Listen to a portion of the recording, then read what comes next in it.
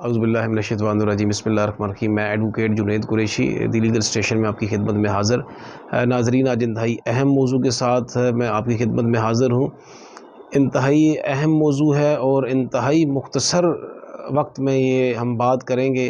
तकरीबन 3 से 4 मिनट में मैं अपनी वीडियो मुकम्मल करूँगा और कोशिश करूँगा कि आप तक अहम मालूमात पहुँचे।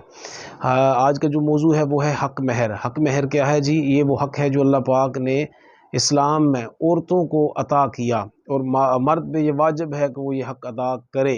कब अदा करे? जब उसका निकाह किसी औरत के साथ हो। कुरान पाक में सूरह निसा की आयत नंबर 4 में अल्लाह पाक ने वाज़ेह हुक्म दिया कि औरतों का महर खुशी से अदा करो। किसको हुक्म दिया? मर्दों को हुक्म दिया जब वो निकाह करें तो। इसके अलावा भी दीगर मकामात में कुरान पाक और हदीस मुबारका में काफ़ी ज़्यादा रहनुमाई मिलती है हक़ महर के मुतल्लिक़। लेकिन इसमें मुख्तलिफ़ मकातब फ़िक्र के अंदर बहस मुहस्सा भी है कि हक़ महर की कितनी कम अज़ कम रकम होनी चाहिए।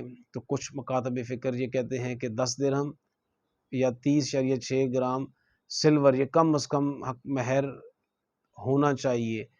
और ज़्यादा से ज़्यादा के मुतल्लिक़ तकरीबन तमाम मकातब फ़िक्र इस बात पे मुत्तफ़िक़ हैं कि मर्द अपनी माली हैसियत के मुताबिक हक़ महर मुकर्रर कर सकता है। एक अरबपति शख्स करोड़ों रुपये हक़ महर मुकर्रर करे, उस पर कोई कदर नहीं है। नाज़रीन, जब भी निकाह किया जाता है, मर्द का निकाह किसी औरत के साथ होता है तो निकाह ख्वां साहब के पास निकाह का फ़ार्म होता है जिस पे 2 किस्म का महर लिखा होता है। एक होता है हक़ महर मुवज्जल और एक होता है हक़ महर मुअज्जल।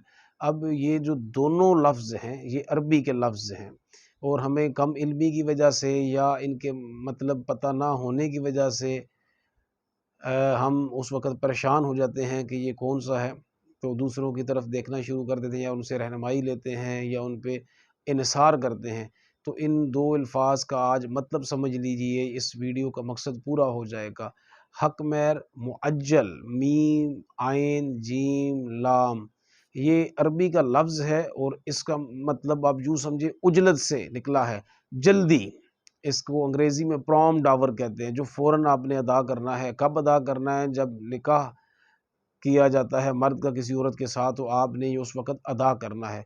दूसरा हक़ महर होता है हक़ महर मुवज्जल। मुवज्जल कौन सा है जी? मुवज्जल वो हक़ महर है जो मर्द ने औरत को बाद में अदा करना है। इसके लिए आप कोई मियाद भी मुकर्रर कर सकते हैं, 5 या 10 साल उस निकाह के फ़ार्म पे लिख सकते हैं।